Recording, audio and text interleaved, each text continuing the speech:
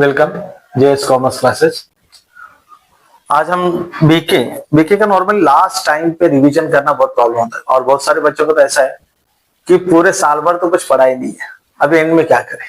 थोड़ा बहुत तो पता है लेकिन उसके पहले हमें क्या पता होना चाहिए क्या नहीं, तो उसके लिए पहले फॉर्मेट जो आपको पता है क्वेश्चन पेपर पैटर्न का जो आपको ऑलरेडी पता है, बस पहले एक बार देख लेते क्या है और क्या नहीं, इसमें चेंजेस। पहला क्वेश्चन ही जो है आपका ऑब्जेक्टिव है।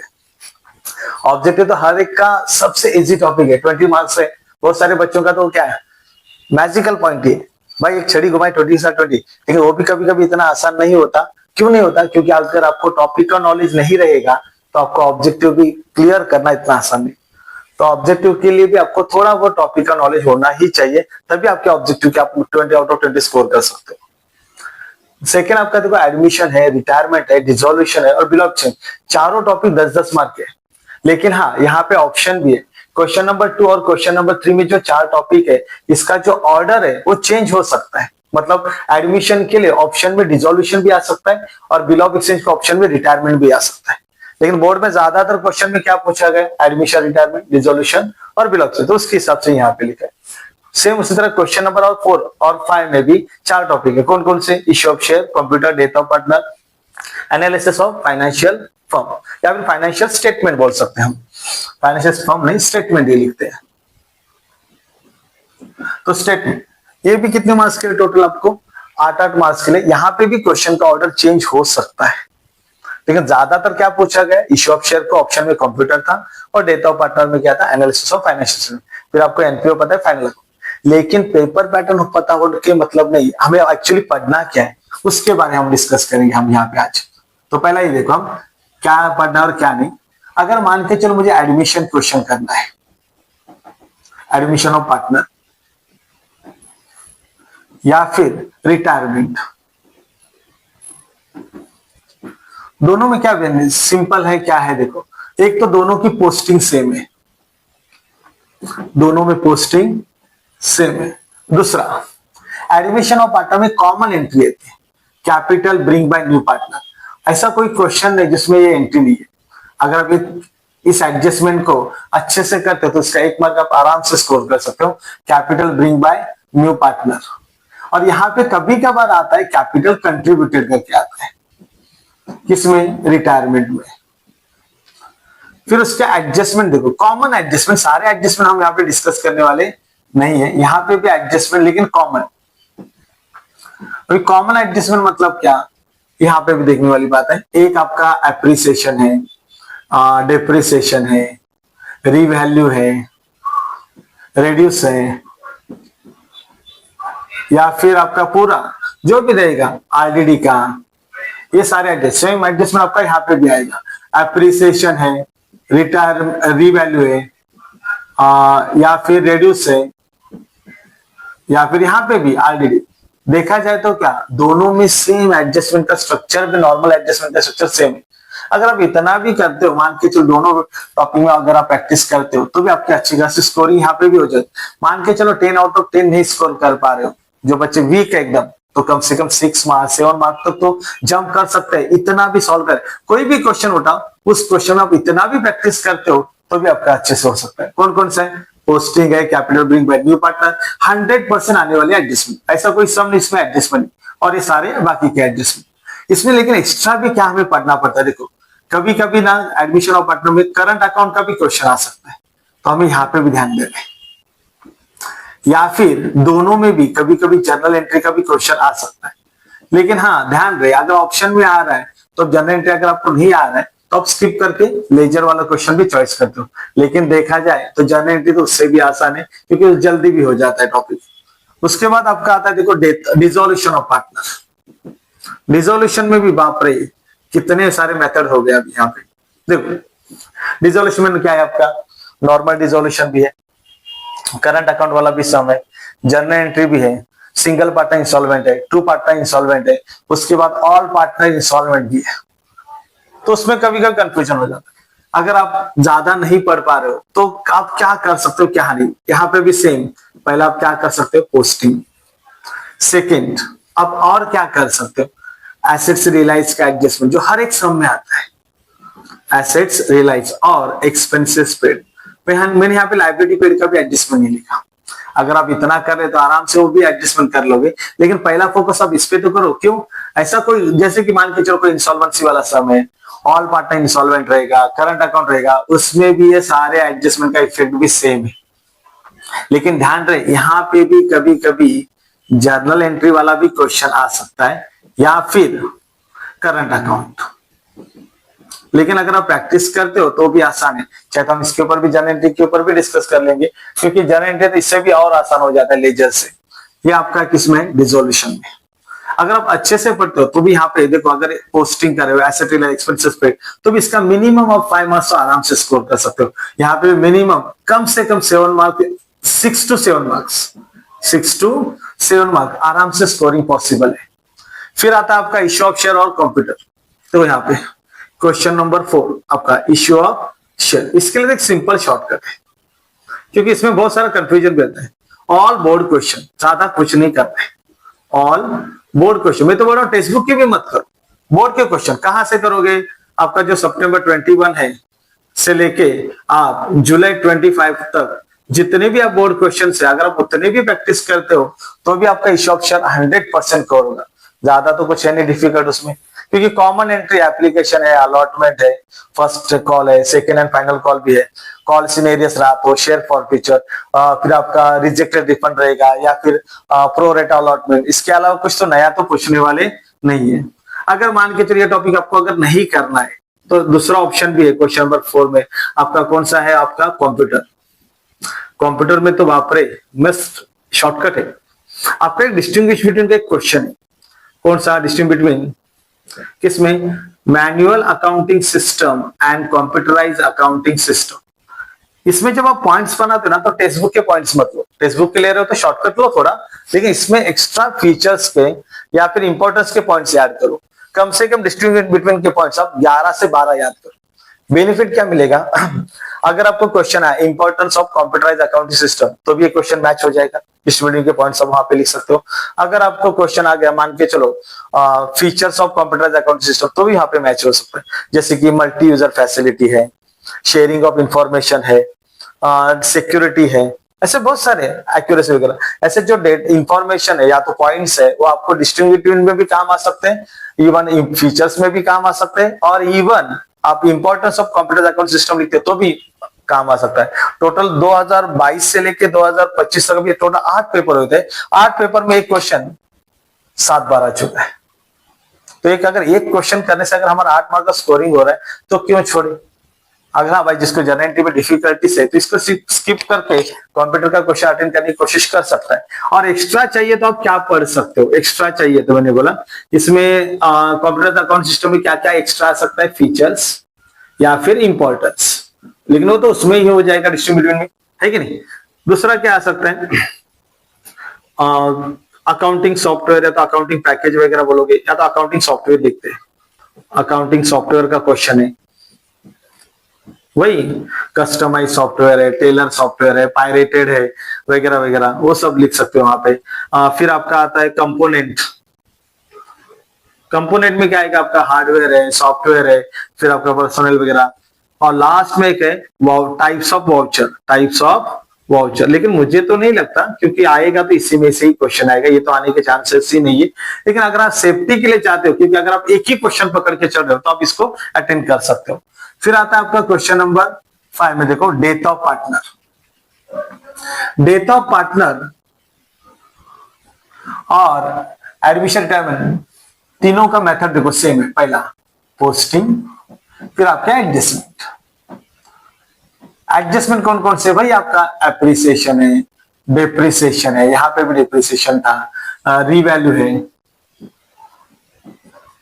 या फिर रेड्यूस है, या फिर आरडीडी वाला एडजस्टमेंट है, राइट है ना। लेकिन सबसे common profit and loss suspense account. Profit and loss suspense account. फिर आपका आता है calculation of goodwill. Calculation of goodwill, इसमें भी कैसा, अगर आप बोर्ड के क्वेश्चन करते हो तो भी आपका प्रैक्टिस अच्छा खासा हो जाता है। यहाँ पे टेक्स्ट बुक के भी 2-4 सॉल्व में से लास्ट के 2 क्वेश्चन और अनसॉल्व में से प्रैक्टिस के 2-3 क्वेश्चन करोगे तो भी आपका डेथ ऑफ पार्टनर का स्टडी एकदम परफेक्ट हो जाएगा। लेकिन इसमें मेथड पूछने का अलग है, कभी कभी पूरा टॉपिक सॉल्व करने के लिए बोलते हैं, जैसे कि आपका profit and loss adjustment account हुआ, पार्टनर्स कैपिटल अकाउंट हुआ, फिर बैलेंस शीट वगैरह बनाने के लिए। और कभी कभी क्या, खाली जो पार्टनर की डेथ हुई उसी का कैपिटल अकाउंट बनाओ, फिर वर्किंग दो किसकी, कैलकुलेशन गुडविल की और प्रॉफिट एंड लॉस सस्पेंस की, इस तरह से भी पूछते हैं। बस यहाँ पे इतना ही प्रॉब्लम। फिर आता है आपका क्वेश्चन नंबर 6 फाइनेंशियल स्टेटमेंट का, लेकिन इसमें कैसा प्रॉब्लम है थोड़ा, क्यों देखो इसमें क्या क्या पूछ सकते हैं। पहला रेशियो, दूसरा क्या पूछ सकते हैं, फॉर्मेट किसका, इनकम स्टेटमेंट, फिर किसका, बैलेंस शीट का। और क्या पूछ सकते हैं, कंपैरेटिव, कंपैरेटिव है, फिर आपका कॉमन है, कॉमन साइज, ये भी पूछ सकते हैं। किसमें, ये भी सेम इनकम स्टेटमेंट का भी और बैलेंस शीट का भी, सेम यहाँ पे भी इनकम का भी और बैलेंस शीट का भी। फिर आपका फंड फ्लो क्या कैश फ्लो वो भी है। इसमें अगर देखा जाए तो बहुत सारे टॉपिक इंक्लूड होते हैं, तो एक साथ इतने सारे करने से अच्छा अगर आप यहाँ पे 1-2 क्वेश्चन करोगे तो भी आपका प्रैक्टिस अच्छा खासा यहाँ पे हो जाता है।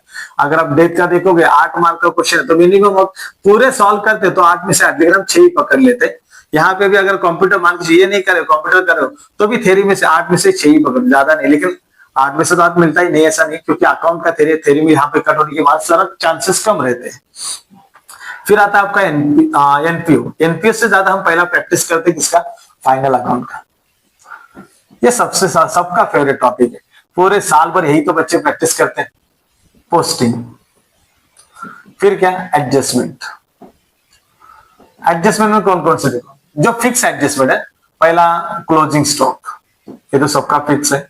डेप्रिसिएशन, डेप्रिसिएशन का दूसरा नाम assets return of, assets return of. फिर तीसरा आपका आएगा आउटस्टैंडिंग एक्सपेंसेस, प्रीपेड एक्सपेंसेस। फिर आपका आएगा बैड डेप्ट या फिर आरडीडी। इसमें से ही एनी 4 एडजस्टमेंट तो फिक्स है, एनी 4। एक एडजस्टमेंट नया आ सकता है और डिपेंड करता है टॉपिक के ऊपर भी। अगर करंट अकाउंट का क्वेश्चन रहा तो इंटरेस्ट ऑन कैपिटल या फिर पार्टनर सैलरी।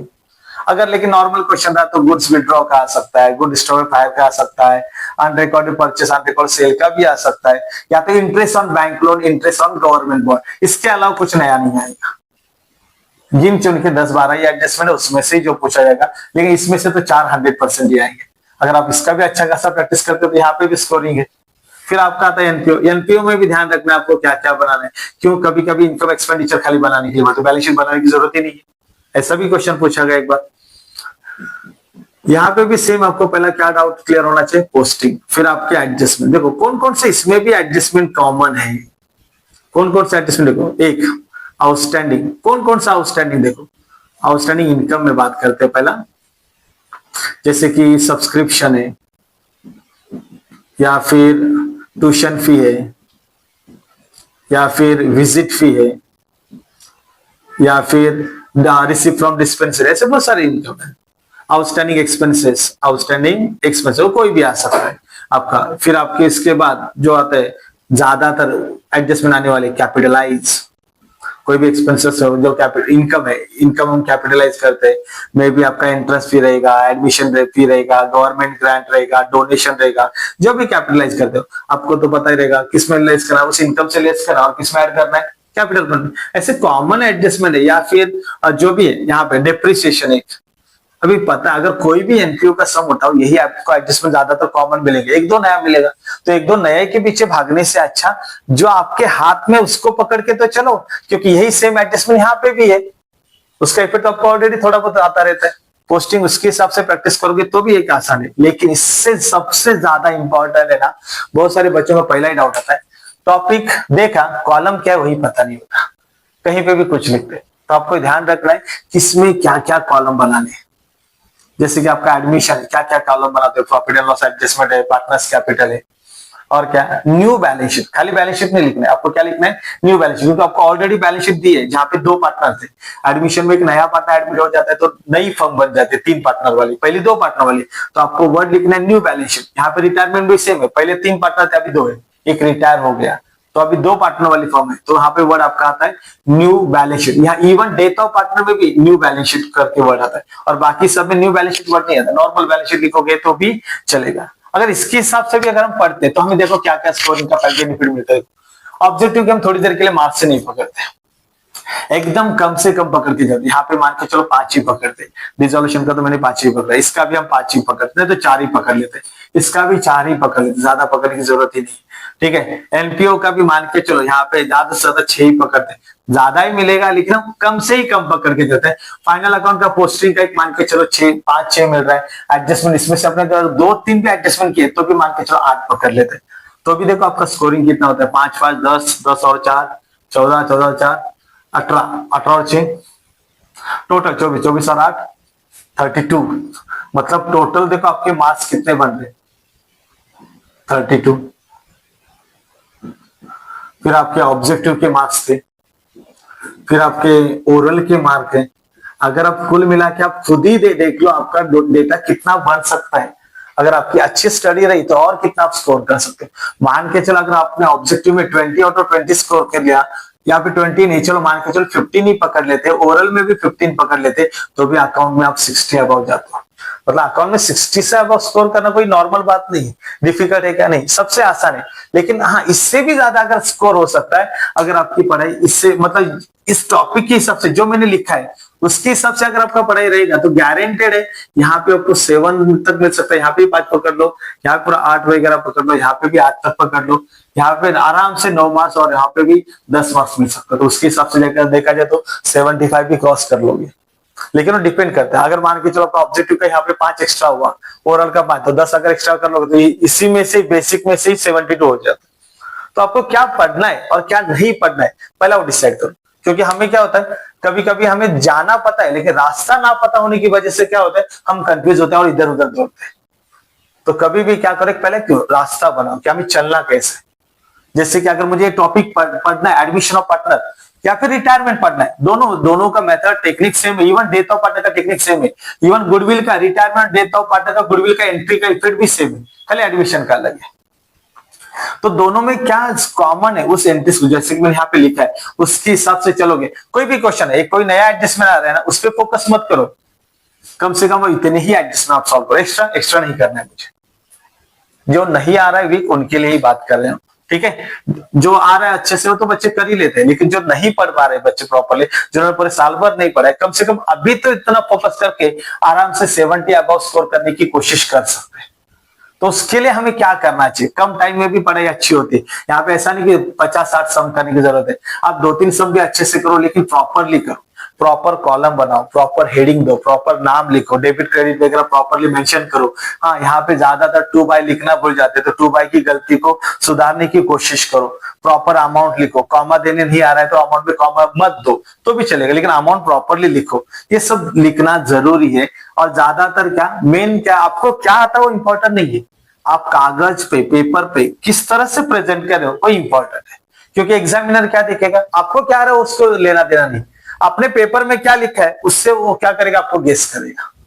तो इंपॉर्टेंट क्या है, आपको क्या आ रहा है वो इंपॉर्टेंट नहीं है, आपको अपने पेपर में किस तरह से प्रेजेंट किया वो इंपॉर्टेंट है। तो इसके लिए प्रेजेंटेशन भी उतना ही इंपॉर्टेंट है। इसके लिए पहले से चाहे तो आप ये काम कर सकते हैं, कोई तो पेपर लो, देख के लिखो, आइडिया मिलता है how to present the answer sheet, कि भाई मैंने अगर बोर्ड का क्वेश्चन लिखा तो ये सबसे अच्छा बेस्ट प्रेजेंटेशन मेरा रहेगा।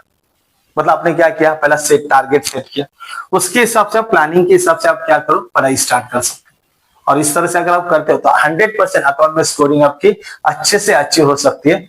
ओके, तो प्लीज ट्राई करो। Okay, all the best for the exam. Thank you.